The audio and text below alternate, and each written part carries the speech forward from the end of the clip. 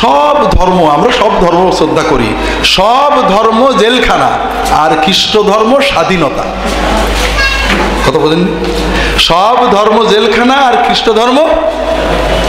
তারা বলে আপনারা কি স্বাধীনতা চান না জেলখানা চান? আপনারা কি চান? আন্দাজে বললে হবে না, বোঝেন আগে ভালো করে। বাঙালি বোঝেন না? হ্যাঁ, আমরা স্বাধীনতা প্রিয় মানুষ, স্বাধীনতা চাই। তা আমি ভাইদের বলি যে যখনই মিশনের এই কথা বলবেন, আচ্ছা আপনাদের এখানে ফৌজদারহাট ক্যাডেট কলেজ আছে না? স্বাধীনতা না জেলখানা? শতভাগ না 50%? শতভাগ জেলখানা। আর এই গ্রামের ভিতরে যে কলেজগুলো থাকে ওইগুলো স্বাধীনতা। ক্লাস করলেও পরীক্ষা দেওয়া যায়, না করলেও। আপনার ছেলে আপনি জেলখানায় দিতে চান না স্বাধীনতায় দিতে চান? শিক্ষা প্রতিষ্ঠান কি স্বাধীনতা দেওয়ার জন্য না নিয়ম শৃঙ্খলার ভিতরে রেখে মানুষ বানানোর জন্য?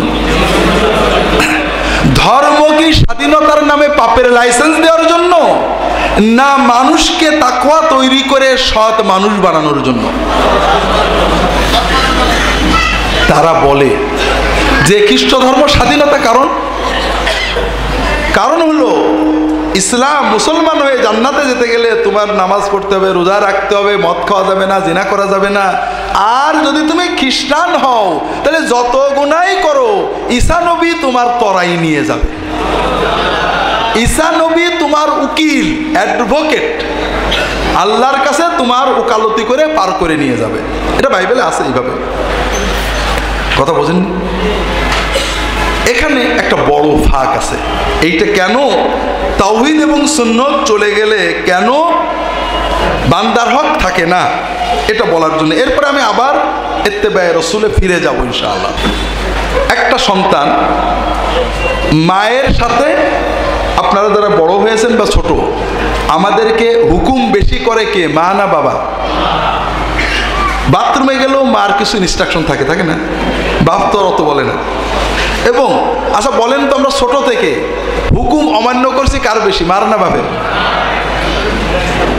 এখন একটা ছেলে মায়ের কথা শোনে না, অনেকই কথা শোনে না, কোনোটা শোনে, 12 আনা শোনে না, 4 আনা শোনে, কিন্তু মার সাথে বেয়াদবি করে। আবার একটু পরেই মার কাছে যায়, বেয়াদবি করার পরে মনটা খারাপ হয়, মার আশেপাশে ঘোরে, মার যে আসলটা ধরে মার কাছে বসে, অথবা মার কাছে মাপ চায়। মা তো বোঝে, মা হাত বুলাই দেয়, বাবা কি আছে। এ হলো একটা ছেলে যে মার কথা অমান্যও করে, আবার মার কাছে যে আদরও নেয়, মা পৌঁছায়। আর একটা ছেলে, সেও মার কথা অমান্য করে, কিন্তু সে জানে মা যতই রাগ করুক আমার বড় ভাই মায়ের কাছে উকিল আছে। কথা বুঝেন? বড় ভাই মায়ের কাছে উকিল আছে। বড় ভাই বললে মা আর আমার মারতে পারবে না, কাজে ও মার সাথে অবাধ্যতা করে, কিন্তু মার কাছে কখনো যায় না, মার আদর নেয় না। ও জানে বড় ভাই ঠিক করে দেবে। এই দুই সন্তানের ভিতরে মায়ের আদর, মায়ের মমতা বেশি কে পায়? কে? প্রথম জন না? আল্লাহর বান্দা গুনাহ করে, আল্লাহর কাছে তওবা করে, গুনাহ করে, আল্লাহর কাছে তওবা করে, গুনাহ করতে করতে তওবা করতে করতে ও আল্লাহর ওলি হয়ে যায়। কিন্তু বান্দা যখন মনে করে কেউ আমাকে তরাই নেবে, ঈসা নবী ওকালতি করে দেবে, উকিল হয়ে যাবে, তখন ও আর তওবা করে না। ও গুনাহ করে আর ঈসা মসজিদ দিকে খেয়াল রাখে, গুনাহ করে আর ঈসা মসজিদ দিকে খেয়াল রাখে। গুনাহ করতে করতে ও মানবতা হারিয়ে পশুতে পরিণত হয়ে যায়। যখনই কেউ মনে করে, কেউ, সবাই জানে যে আল্লাহ সব দেখছে, যখন মনে করে যে কেউ আমার আল্লাহ মাফ না করলেও আল্লাহ যতই দেখুক, ঈসা নবী অমক অলি বলে দিলে আল্লাহ আমাকে ছেড়ে দিতে বাধ্য থাকবে, কেউ আমাকে তরাই নিতে পারবে, এই রকম বিশ্বাস আসার সঙ্গে সঙ্গে ওই ব্যক্তি যেমন মুশরিক হয়ে যায়, ওই ব্যক্তি তখন দুর্নীতিবাজ হয়ে যায়।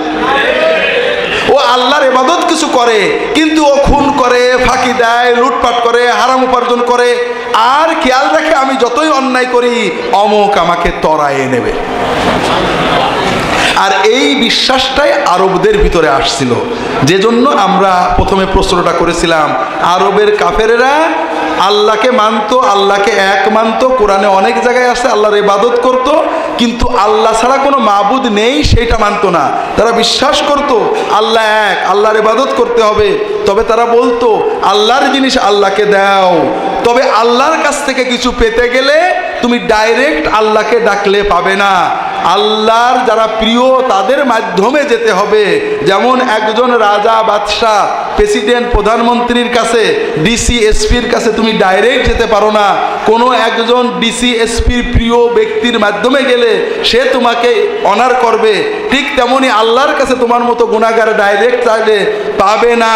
তুমি যদি আল্লাহর মাহবুব বান্দা ইব্রাহিম, ইসমাইল, ইয়াগুস, ইয়াউক, সোয়ানাস এদের মাধ্যমে যাও তাহলে আল্লাহ তোমার কথা শুনবে। এই মাধ্যম বলে যাদের তারা মানতেন, তাদের নামে মানত করতেন, তাদেরকে সাজদা করতেন, তাদের মূর্তি বানাতেন, তাদের মাজারে চলে যেতেন। আল্লাহ রসুল সাল্লাল্লাহু আলাইহি ওয়াসাল্লাম বললেন যে ইয়াগুস, ইয়াউক, সোয়ানাস তাদের ভক্তি করতে হবে, ইব্রাহিম, ইসমাইল, মুসা, ঈসা তাদের ভক্তি করতে হবে, তাদের জন্য আল্লাহর কাছে দোয়া করতে হবে। কিন্তু ইবাদত বন্দেগী হবে একমাত্র কার? চাওয়া পাওয়া হবে কার কাছে? ইয়্যাকা না'বুদু ওয়া ইয়্যাকা নাস্তাঈন। আবু জেহেল বলল, বেটা বেয়াদব, আল্লাহর নবী ওলিদের মানে না। আমরা এতদিন ধরে ইব্রাহিম, ইসমাইল, মুসা, ঈসা, ইয়াগুস, ইয়াউক, সোয়ানাস এদের কাছে বন্দনা করে এদের মাধ্যমে আল্লাহ আমাদের সব দেয়, আর এখন ও বলে যে আল্লাহর ওলিদের সাথে নাকি বেয়াদবি করতে হবে, ওদের ধর আর মার। কথা বোঝেন? এই কারণে তারা সব মানা, লা রব্বা ইল্লাল্লাহ মানার পরও লা ইলাহা ইল্লাল্লাহ মানল না। এখন আমরা আগেই বলেছি ইত্তেবায়ে রাসূল হলো শিরক থেকে বাঁচার পথ, কিন্তু তার আগে আমরা ইত্তেবায়ে রাসূলে যাব ইনশাআল্লাহ। তার আগে আমরা এই যে কথাগুলো আবু জাহাল বলতো, এই কথাগুলো কি বাংলাদেশে আছে? আমরা অনেক সময় ভালো মনে, আমি আপনাদের কাউকে দোষ দিচ্ছি না, মুমিনের ভালো চিন্তা খারাপ হয়ে যায়। আল্লাহ রাসূল বলেছেন আশিরকু আখাফু মিন দাবিবিন নামলাতি আলাল হাজারে। পাথরের উপরে ছোট্ট একটা পিঁপড়ে হাঁটলে যেমন বোঝা যায় না, শিরকও অনেক সময় বোঝা যায় না, ঢুকে পড়ে। ভালো ইমানদারের ইমানের ভিতরে ঢুকে পড়ে ভালো চিন্তা, ভালো চিন্তা। আমি গুনাহগার না, সবাই আমি গুনাহগার, আল্লাহ বোধহয় আমার কথা শুনবে না, এটা চিন্তা আসতে পারে। যারা আল্লাহর প্রিয়, বেশি নেক আমল করেন, তাদের মহব্বত করা দরকার না, এটা সহি করে। আল্লাহ যারা প্রিয় ইবাদত করেন তাদের দোয়া আল্লাহ শুনতে পারে, এটা ঠিক না? আমি ডাকলে আল্লাহ শুনবে না, হুজুর ডাকলে আল্লাহ শুনতে পারে। যেমন একজন ডিসি সাহেবের কাছে আমরা গেলে কে শুনবে, একজন প্রিয় লোকে বলে দিলে, এরকম চিন্তা আসতে পারে, আসতে পারে না? এখানে সমস্যাটা কি একটু বোঝার চেষ্টা করি, এবং সমস্যা থেকে বাঁচা কেন দরকার এটা আমি বলার চেষ্টা করব। আল্লাহ তাআলা তৌফিক দান করুন, আমিন। প্রথম কথা হলো, আপনারা যখন আপনাদের কি বলে মেয়রের কাছে যান, মন্ত্রীর কাছে যান, প্রধানমন্ত্রীর কাছে যান, এমনকি ডিসি সাহেবের কাছে যান, আপনারা কি সরাসরি যেতে পারেন? সরাসরি যেতে পারেন? যদি ডিসি সাহেবের বা মেয়র সাহেবের বা এমপি সাহেবের প্রিয় ভাজন কোনো ব্যক্তি আপনার ব্যাপারে একটু বলে দেন, তাহলে কাজ হয়, ঠিক না? আল্লাহ তো এরকম। তাহলে আল্লাহ কি কমিশনার মেয়রের চেয়েও ছোট? তাহলে মেয়রের কাছে গেলে পিএস এর মাধ্যমে যাওয়া লাগে, আর আল্লাহর কাছে ডাইরেক্ট চলে যাবেন। একটু বোঝার চেষ্টা করি। মেয়র অথবা কমিশনার অথবা মন্ত্রী, প্রধানমন্ত্রী, জজ, এসপি, ডিসি এদের কাছে যখন আমরা যাই, তারা আমাদের পাত্তা দেন না, ঢুকতে দেন না। কেন? দুটো কারণে। কয়টা কারণে? একটা হলো তারা আমাদের চেনেন না, আমি ভালো না খারাপ, আমি যে দরখাস্তটা নিয়ে গেছি এটা ঠিক না বেঠিক, আমি তার ক্ষতি করব না ভালো করব, আমি কি বোমা নিয়ে যাচ্ছি না খালি হাতে যাচ্ছি, এটা তারা জানেন না। যদি মন্ত্রী বা এমপি বা ডিসি যাকে চেনেন, 16 আনা চেনেন, তার কি আবার কারণ নিয়ে যাওয়া লাগে নাকি? তাহলে আমাদের নেওয়া লাগে, কারণ ডিসি সাহেব আমাদের চেনেন না। যদি কোনো চেনা লোক বলে দেয় যে লোকটা ভালো, আসলে আমাদের মসজিদের ইমাম, উনি খুব ভালো মানুষ, দেখেন একটু, তখন সে গুরুত্ব দেয়। আল্লাহ তো এরকম ভাই, আল্লাহ এরকম না? আল্লাহ তো আমাদের চেনেন না, চেনেন? তবে আল্লাহ তাআলার কোটি কোটি কোটি কোটি কোটি কোটি বান্দা, নাউজুবিল্লাহ, আস্তাগফিরুল্লাহ, আল্লাহ হয়তো একটু অস্পষ্ট চেনেন। কোনো হুজুর নেককার মানুষ যদি বলে দেন, আল্লাহ ভালো করে চিনতে পারবেন না। কোনো বান্দা যদি এরকম চিন্তা করে যে আল্লাহ হয়তো আমার চেনবে না, আমার বিপদটা গুরুত্ব দেবে না, কেউ বলে দিলে দেবে, তাহলে কি ইমানটা থাকে ভাই? না। দ্বিতীয় যে কারণে আমরা লোক নিয়ে যাই, সেটা হলো চিনলেও অনেক সময় পার্সিয়ালিটি হয়। আপনার এলাকার কমিশনার সবাইকেই চেনে, কিন্তু অনেক সময় পার্সিয়ালিটি করে না, অনেক সময় গুরুত্ব দেয় না, বোঝে আছে না এরকম। একটা ভালো লোকদের সুপারিশ করে দিলে পার্সিয়ালিটি হবে না, ঠিক আছে না? আল্লাহ তো এরকম, আল্লাহ এরকম না। যদি কেউ মনে করে আল্লাহ আমার সব জানবে, আমি অন্তর দিয়ে চাচ্ছি বসবে, তাও শুনবে না, হয়তো পার্সিয়ালিটি করবে, কেউ বলে দিলে আল্লাহ তাড়াতাড়ি শুনবে, তাহলে কি ইমানটা থাকলো? খেয়াল রাখেন, ভালো চিন্তা কোথায় যাচ্ছে একটু বুঝতে হবে। আমরা সবাই জানি আল্লাহ সব জানেন, কিন্তু আল্লাহ জানেন যে আমরা গুনাহগার, ঠিক না? আমরা এটা বুঝি যে আমরা অনেক গুনাহ করেছি, আকাম করেছি, আল্লাহ সব জানে। হুজুরা তো জানে না।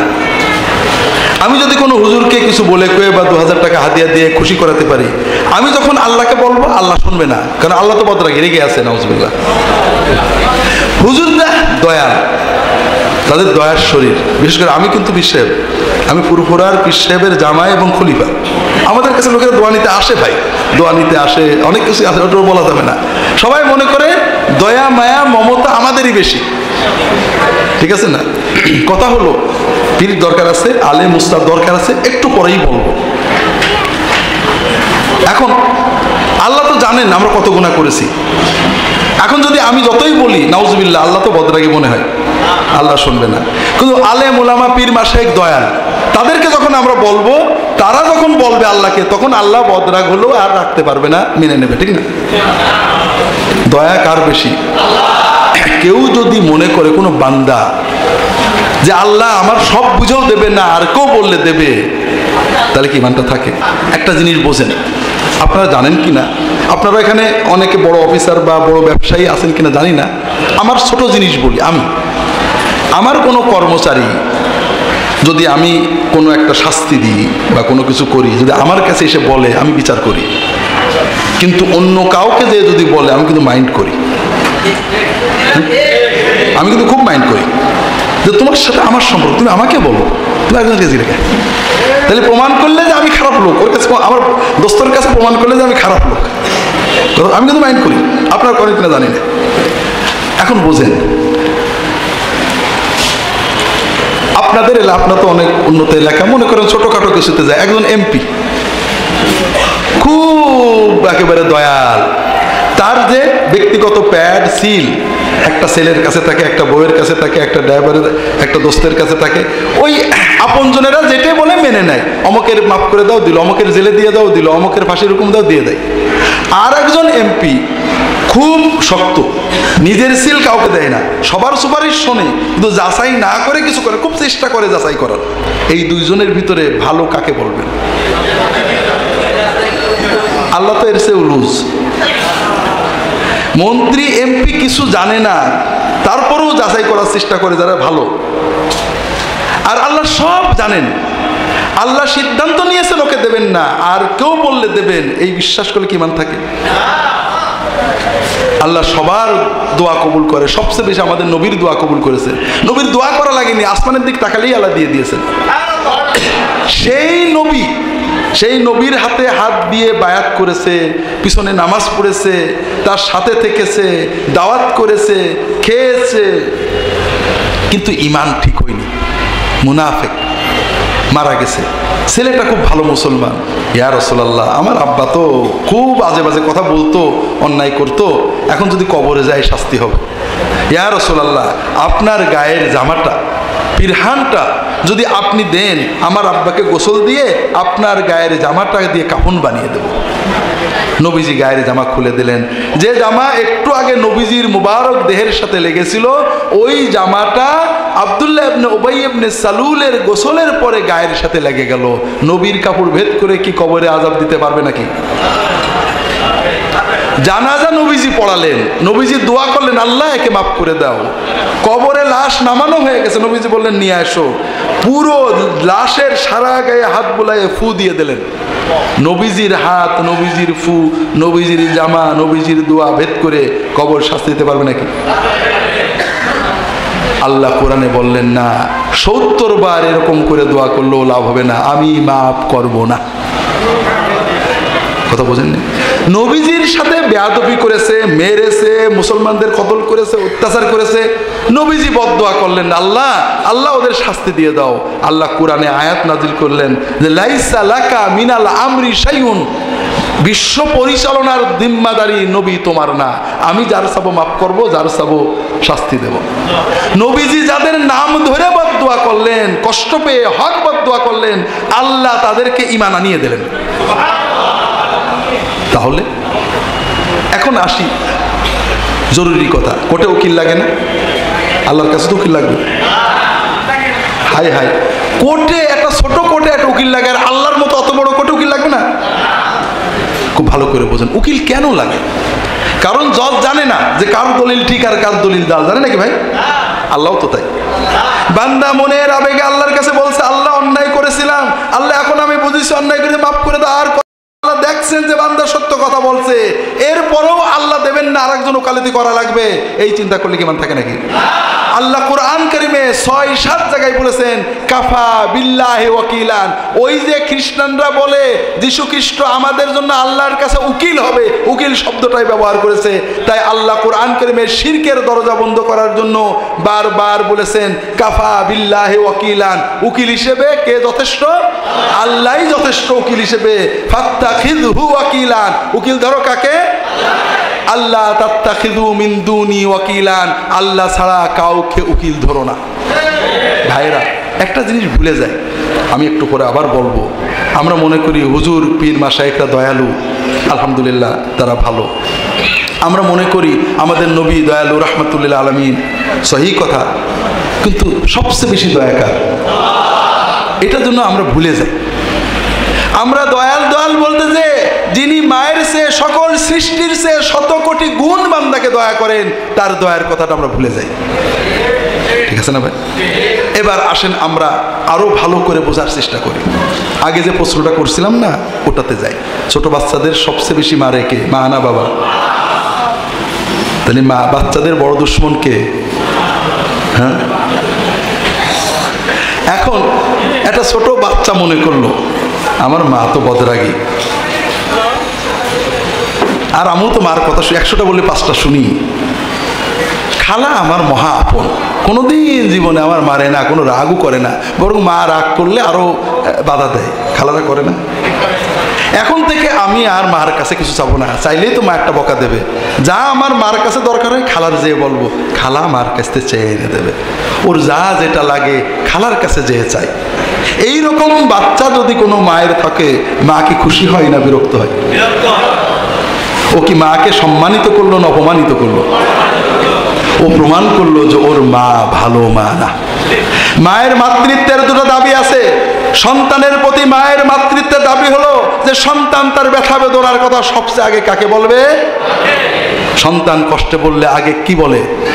মা। এটা মায়ের সাথে সন্তানের সম্পর্কের দাবি যে তোর ব্যথা তোর কষ্ট আগে আমাকে বলবি।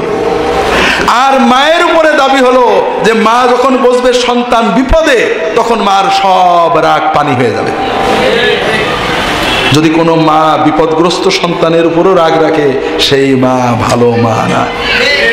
মা বেশি ভালো আমাদের ভালোবাসেন না আল্লাহ বেশি ভালোবাসেন? যে আল্লাহ কোরআন কারিমে বলেছেন যে আমি কাফেরের দোয়া শুনি, কুল মা ইয়া'বাউ বিকুম রাব্বি লাউলা দুআউকুম ফাকাদ কাযযাবতুম ফাসাউফা ইয়াকুনু লিজামা। সূরা ফুরকানের শেষ কথা আল্লাহ কাফেরদের বলছেন, তোমরা শুধু দোয়া করো, আল্লাহর কাছে চাও, এই জন্য তো আমাদের ধ্বংস করিনি, নইলে ধ্বংস করে দিতাম।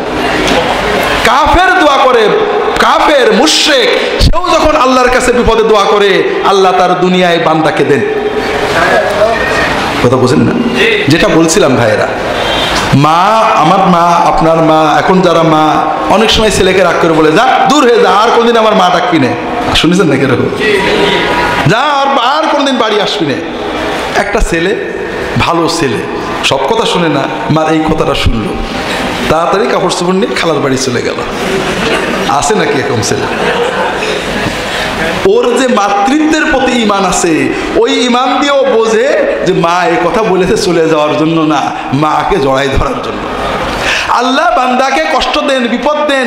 আল্লাহ বান্দার যখন অন্যায় দেখেন, বান্দা গুনাহ করে, আল্লাহ চান যে তার বান্দা জান্নাতে চাক, চান বান্দা দুনিয়াতে রহমত পাক, একটু রাগ করেন, একটু কষ্ট দেন, বিপদ দেন। কি জন্য দেন? যেন বান্দা খালার বাড়ি চলে যায়, ঠিক না? না, বান্দা যেন আল্লাহকে যে জড়িয়ে দেয়, আল্লাহ মাফ করে দেয়, অন্যায় করেছি। কথা বুঝেন না তো ভাইরা? আমি ইত্তেবায়ে সুন্নতে যাব, তার আগে বলি, হয়তো ভুলে যাব, আমরা বুঝি না ভাইরা। আপনি বিপদে পড়েছেন, আমরাও তো, আমি বলছি ভাই, আমরা পীর সাহেব, আমাদের কাছে লোক আসে, আমার পা জড়াই ধরে হামাও করে কাঁদছে, মা কাঁদছে, ছেলে কাঁদছে, বিপদে পড়ে আমরা হয়তো কিছু বলি, দোয়া করি না করি। দোয়া আল্লাহ কবুল করেন, নেককারদেরও করতে পারেন, কেন করতে পারবেন না নেককার মানুষ? কিন্তু দোয়া কবুলের জন্য কিছু শর্ত আছে, চোখের পানি, মনের আবেগ। আপনারা কি দেখেছেন, আপনারা যখন আমাদের কাছে দোয়া চান, হুজুর আমার বাচ্চার অসুখ, দোয়া করেন, আপনার চোখে পানি পড়ছে, আমার কি পড়ে? আমি কি বলি চোখের পানি দিয়ে আল্লাহ আমার এই ভক্তের, বলি? পীর সাহেবরা, হুজুররা, মৌলানারা, ইমামরা দোয়া করে, কেঁদে কেঁদে করে, তাহাজ্জুদে করে, নিজের জন্য করে, কিন্তু আপনার জন্য তখন দোয়া করে চোখের পানিতে করে নাকি? কিন্তু ভাইরা, আপনি চোখের পানিতে বুক ভাসিয়ে আমার পা জড়িয়ে ধরেছিলেন, কিন্তু এই কান্নাটা যদি আল্লাহর কাছে কাঁদতেন, আপনার চোখের পানি আল্লাহর সামনে ফেলতেন, বিপদও চলে যেত, আপনি আল্লাহর ওলি হয়ে যেতেন। আমাদের অন্তর শক্ত, আল্লাহর কাছে কান্না আসে না, গুনার ভয়ে কান্না আসে না, জাহান্নামের ভয়ে কান্না আসে না, জান্নাতের লোভে কান্না আসে না, নবী আকরাম সাল্লাল্লাহু আলাইহি ওয়াসাল্লামের মহব্বতে কান্না আসে না। কিন্তু ছেলের অসুখ, মেয়ের অসুখ, বিপদে পড়েছি, মামলা হয়েছে, শাস্তি হয়ে যাবে, ভয়ে অন্তত কান্না আসে। এই ভয়ের কান্নাও যদি আমি মালিকের কাছে কাঁদতে পারি, চোখের পানিটা মালিকের কাছে ফেলতে পারি, আমি আল্লাহর ওলি হয়ে যাব। আমাদের যারা ডিজিটাল প্রজন্মের ছেলেরা আমার জানে, অনেক জায়গায় আমি কথাটা বলেছি, আপনাদেরও বলি। আমি যখন পিস টিভি, ইসলামিক টিভিতে প্রশ্ন উত্তর করতাম, এক ভাই আসলেন আমার কাছে, বিজয়নগরে ঢাকায়, তার একটা জমি ছিল, জমিটা ডেভেলপারকে দিয়েছেন দলিল। এখন ডেভেলপার জমি মার্ক দেওয়ার অবস্থায়, দলিলও ফেরত দেয় না, এগ্রিমেন্টও করে না। ঢাকার জমি, কোটি কোটি টাকার, কঠিন বিপদ। অনেকেই বুদ্ধি দিয়েছে, উনি বলছেন যে হুজুর আমাদেরকে অনেকে বুদ্ধি, অমুক হুজুরের কাছে যাও, জেন দিয়ে করে দেবো, অমুক হুজুরের কাছে তদবির দিয়ে দেবে। কিন্তু আপনারা ইসলামিক টিভিতে মশলা দেন যে এই জেন টেন তদবির ইমান নষ্ট হয়ে যাবে। হুজুর সুন্নত তরিকায় কি কোনো বাঁচার উপায় নেই? তা আমি বললাম যে দেখেন, কিছু দোয়া আছে মানুষের জুলুম থেকে বাঁচান, নবীজি শিখিয়েছেন, আপনি এই দোয়াগুলো নিয়ে যান। আমার একটা বই আছে রাহে বেলায়েত, ওই বই থেকে কয়েকটা দোয়া, 3-4টা দোয়া আমার যত মনে পড়লো তখন লিখে দিলাম, লিখ দিয়ে দিলাম যে দোয়াগুলো অর্থসহ মুখস্থ করবেন। তাহাজ্জুদের নামাজের সেজদায় এই দোয়াটা করবেন, হাত তুলে নামাজের পরে করবেন, অন্যান্য সময় করবেন, যখনই সুযোগ পান আল্লাহর কাছে কাঁদবেন, আল্লাহ হয়তো দিতে পারে। মাসখানেক পর ওই লোকটা এসে বলছে, হুজুর একটা সুখবর, ওই লোকটা হঠাৎ আমাকে দলিলটা দিয়ে চলে গেছে। তা আমি তো বললাম আলহামদুলিল্লাহ ভাই, খুব ভালো কথা। বললেন না হুজুর, মনে একটা কষ্ট আছে। তো কষ্ট কি? তো হুজুর জীবনে তো আল্লাহর কাছে কাঁদতে পারেনি, জমির মায়ায় আপনার কথা মতো তাহাজ্জুদে সত্যিই হুজুর চোখের পানিতে কাঁদতাম। হুজুর এত শান্তি লাগতো অন্তরে, এখন আমার মনে হচ্ছে ওই দলিলটা যদি আরো 1 বছর পরে দিত, আমি যদি আরো 1 বছর আল্লাহর কাছে কাঁদতে পারতাম, কতই না মজা হতো। তো ভাইরা, আল্লাহ আমাদেরকে কষ্ট দেন, বিপদ দেন, যেন আমরা আল্লাহর কাছে কাঁদি, আমরা দুনিয়াও পেয়ে যাব, আল্লাহর ওলিও হয়ে যাব। তো ভাইরা, এদিকে আর লম্বা বলবো না, দেরি হয়ে গেছে। এই যে আমাদের সমস্যা, শিরিকের ভিতরে পড়ে যাচ্ছি, গুনার ভিতরে পড়ে যাচ্ছি, এর থেকে বাঁচার একটাই উপায়, ইত্তেবায়ে রাসূল সাল্লাল্লাহু আলাইহি ওয়াসাল্লাম। কোনো ঝগড়া করব না, কারোর সাথে কোনো ঝগড়া করব না। আমার যে কথা আছে, আমার ইমানের দাবি কি আপনাদের বলেছি, বা ইবাদতটা কত কার করব? এই ইবাদতের তরিকাটা কার থেকে নেব? আমরা সাধারণ মানুষ অবশ্যই আলেমের কাছে যাব, পীরের কাছে যাব, নেককার বান্দাদের কাছে যাব, অবশ্যই যাব। পীর বলেন, নেককার বলেন, আল্লাহওয়ালা বলেন, সাদেকিন বলেন, তাদের কাছে যেতে হবে। কি জন্য? সহবত নেওয়ার জন্য, তাদের কাছে বসে ইমানকে উজ্জীবিত করার জন্য, আমলের জজবা পাওয়ার জন্য। কথা বোঝেন না? আমরা সবাই ভালো কথা জানি, দাড়ি রাখা যে নবীর খুব ওয়াজিব সুন্নত, আমরা সবাই জানি না? তারপরেও দাড়ি চাষি, কিন্তু একজন নেককার আল্লাহওয়ালা আলেম বুজুর্গের সহবতে 1-2 সপ্তাহ পরে থাকলে দাড়ি রাখার মতো একই এসে যায়, বোঝেন না? এর নাম সহবত। সাথে থাকা, সাথী হওয়া, মুরিদ না। মুরিদ শব্দ আব্দুল কাদের জিলানী রাহিমাহুল্লাহ কারোর মুরিদ হননি, মুরিদ শব্দটা ছিল না, সহাবত নিয়েছেন, সাহেব হয়েছেন, সাহেবা দাব্বাস। দাব্বাস নামে প্রথমে আলেম হয়েছেন, দাব্বাস নামক একজন বুজুর্গের সহবতে গিয়েছেন। নিজের ভিতরে অহংকার দূর করো, আল্লাহর সাথে ইবাদতের জজবা তৈরি হওয়া, যেতে হবে। আমি আলেমের সহবতে যাব, মসলা শিখবো, নেককারদের সহবতে যাব, তাদের কাছ থেকে নেক আমল করার জজবা নেব, মহব্বত নেব, কিন্তু ইবাদতটা কার হবে, তরিকাটা কার হবে? যদি আমি নেককার মানুষটাকে আল্লাহর জায়গায় বসাই দিই, তাহলে কি ইমানটা থাকবে? একটু বোঝেন। আমার দুইজন মুরিদ মনে করেন, বেশি না, আমি ছোটখাটো পীর হিসেবে মনে করেন দুইজন মুরিদ আছে। একজন মুরিদ আমার প্রচণ্ড ভক্ত, দুইজনই ভক্ত। একজনের একই যে তার ভালো মন্দ যা হয় আমার দোয়ায়, আমার দয়ায়। সে তার যখনই কষ্ট হয়, পা পিছলে গেছে, ছেলেটার জ্বর হয়েছে, ছাগলটার অসুখ হয়েছে, দোকানে লস হয়েছে, মামলা হয়েছে, নিশ্চয় হুজুর রাগ করেছে, হুজুরের সাথে বেয়াদবি হয়ে গেছে। ওর মনটা কার কাছে ছোটে? যখনই ওর কোনো নিয়ামত পায়, ভালো জিনিস পায়, যখন একটু টাকা লাভ হয়, ছেলেটা পাশ করে, উপকার হয়, বিপদ কেটে যায়, হুজুরির দোয়ায় আল্লাহ দেশে, ওর অন্তরটা কার কাছে ঘোরে? আর এক মুরিদ, সেও আমার ভক্ত, আর একই হলো যা দেন কে, সে আমার ভক্ত, হুজুর আমার খুব ভালো হুজুর, সহি সহি সুন্নত দোয়া আমাকে শিখিয়েছে, দোয়াগুলো করে খুব উপকার পাচ্ছি, আল্লাহ হুজুরের অনেক সওয়াব দোয়া যাজায় খায়ের দিক। কিন্তু দেয়া নেওয়ার মালিক কে? ওর যখনই কোনো কষ্ট হয়, বিপদ হয়, হাত ভেঙে যায়, পা ভেঙে যায়, অসুখ হয়, বিসুখ হয়, আল্লাহ আমি গুনাহ করেছি তাই দেশো, আল্লাহ তুমি মাফ করে দাও। ওর অন্তরটা কার কাছে ঘোরে? মালিকের কাছে ঘোরে। ওর যখনই কোনো ভালো হয়, উপকার হয়, লাভ হয়, টাকা আসে, সুখ সংবাদ আসে, আল্লাহ তুমি দয়া করে দেশো, অন্তরটা কার কাছে থাকে? আমার এই দুই মুরিদের ভিতরে আল্লাহর ওলি কে হবে? আর প্রথমজন মুশরিক, ও আল্লাহর জায়গায় আমাকে বসিয়ে ফেলেছে। কথা বুঝতে পারেন তো ভাইরা? পীরকে পীরের জায়গায়, নবীকে নবীর জায়গায়, আল্লাহকে আল্লাহর জায়গায় রাখতে হবে। মাহবুদের জায়গায় কে? দেওয়া নেওয়া, চাওয়া পাওয়া, ভরসা সবকিছু কার কাছে? শেখাবেন কে? তরিকা নেব, কার মাধ্যমে দিন শিখবো? হ্যাঁ, পীর মাশায়েখ আলেম উলামা আমাদেরকে নবীর তরিকায় আল্লাহর ইবাদত করতে শেখাবে। আপনি আলেমের কাছে যাবেন, পীরের কাছে যাবেন, বুজুর্গের কাছে যাবেন নবীর তরিকায় আল্লাহর ইবাদত করা শেখার জন্য। আলেম যদি ভুল মসলা দেয়, আপনার গুনাহ হবে না, আপনার যাওয়া আসা আল্লাহর কাছে পথে জিহাদের মতো সওয়াব হয়ে যাবে। কিন্তু আপনি যদি মনে করেন অমুকের কাছে যাচ্ছে, উনি বিপদ কাটাবেন, ওনার কথায় আল্লাহ শুনে দেবে, ইমানটা নষ্ট হয়ে যাবে। কারণ চাওয়া পাওয়া কার কাছে? ইউনুস আলাইহিস সালাম মাছের পেটে পড়ে কার কাছে ছিলেন? শিরক কিভাবে অতি মানে সহজেই ইমানে ঢুকে যায়, একটা উদাহরণ মনে পড়লো। সাহাবায়ে কেরাম হুনাইনের যুদ্ধে, হুনাইনের যুদ্ধ হয়েছে একদম নবুয়তের শেষে, মক্কা বিজয়ের পরে। সাহাবায়ে কেরাম 12,000 মক্কা থেকে তায়েফে যাচ্ছেন। তায়েফে কাফেররা আল্লাহ মানতো না? মানতো। তায়েফে যাওয়ার পথে একটা গাছ আছে, জাতু আনওয়াত। কি জিনিস? মানে লটকানো সুতো বান্ধার গাছ। আরবের কাফেররা আল্লাহর বরকত পাওয়ার জন্য ওই গাছে তরবারি বেঁধে দিত, সুতো বেঁধে দিত, ওড়না বেঁধে দিত, যেন আল্লাহ মনের মাকসুদ পূরণ করেন, বরকত দেন। তখন মুসলমানরা, কারা? মুসলমান নবীর সাহাবীদের কেউ বলছেন, ইয়া রাসূলুল্লাহ ইজআল লানা যাতা আনওয়াতিন কামা লাহুম যাতু আনওয়াত। ইয়া রাসূলুল্লাহ, কাফেরদের তো একটা গাছ আছে, আমাদেরও একটা গাছ ঠিক করে দেন, সেখানে সুতো বেঁধে আমরা আল্লাহর বরকত পাবো। রাসূলুল্লাহ সাল্লাল্লাহু আলাইহি ওয়াসাল্লাম খুবই কষ্ট পেয়ে বলে উঠলেন, সুবহানাল্লাহ, এটা তো শিরক। বনি ইসরাইল যেভাবে শিরক করতে পারে, সেভাবে শিরক করছে। বরকত দেওয়া নেওয়া বান্দার কার সাথে? আল্লাহর সাথে। আমার মা ভাই না বললে আমার মায়া দেয় না, এই কথা যদি কেউ বলে, মাকে বেইজ্জত করলো না ইজ্জত করলো? মার কাছে সন্তান মায়া পেতে কোনো মিডিয়া লাগে না। মিডিয়া লাগে মার আদব কি করে হয় শিখতে, অনেক কিছু লাগে, কিন্তু মা এবং সন্তানের সম্পর্কে কোনো মধ্যস্থ লাগে না। যেটা বলছিলাম, বাঁচার উপায় সুন্নতের ভিতরে থাকা, ঝগড়াঝাটি নয়। আমি দেখবো নবীজি করেছেন কিনা, নবীজি যেটা করেছেন ওইটা করব, নবীজি যেটা করেননি এটা করব না। যার বুদ্ধিতে কুলিয়েছে, অনেক বুদ্ধি যুক্তি আছে, দলিল আছে, করছে, সে আল্লাহর কাছে বসবে। জীবন তো ভাই আমাদের একটাই, ঠিক না?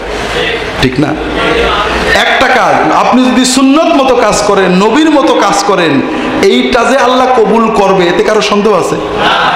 সন্দেহ নেই। আর একটা কাজ সমাজে আছে, কেউ বলছে হবে, কেউ বলছে হবে না, ঠিক না? এটাই তো কথা। আপনি কোনটা করবেন? আপনার মাত্র 2 লক্ষ টাকাই সম্বল আছে, কেউ বলছে এখানে দাও, সরকারি ব্যাংক, এখানে দিলে বিশ্বস্ত প্রতিষ্ঠান, নিশ্চিত সবাই একমত যে এখানে দিলে লাভ পাওয়া যাবে, একটু কম হলেও লাভ পাওয়া যাবে। আর একটা প্রতিষ্ঠান বলছে যে আমরা অনেক বেশি দেব, আর এক গ্রুপ বলছে না ভাই দিও না, মারিং করে যাবে, হুন্ডি কাজল হয়ে যাবে। আপনি আপনার এই মাত্র সম্পদ 2 লক্ষ টাকা কার কাছে দেবেন? বুঝেন না? কারণ আমার তো এইটাই সম্বল, একটু কম পাই সেও ভালো, মারিং যেন না হয়। আমাদের জীবনটা একটা, কিছুই ইবাদত করতে পারি না, অতি অল্প ইবাদত আমরা করি ভাইরা, এটাও যদি মারিং হয়ে যায় তাহলে কি আর উপায় আছে? কাজে আমি যতটুকু পারি নবীর তরিকায়, রাসূলুল্লাহ সাল্লাল্লাহু আলাইহি ওয়াসাল্লাম যেটুকু করেছেন ওইটুকু করি, সাহাবীরা যেটুকু যা বলেছেন ওইটা বলি, ওর বাইরে না যায়। ইনশাআল্লাহ অন্যরা যেখানেই যাক আমি আমার নাজাতের ব্যাপারে মুতমাইন থাকতে পারবো। আল্লাহ তৌফিক দান করুন, আমিন।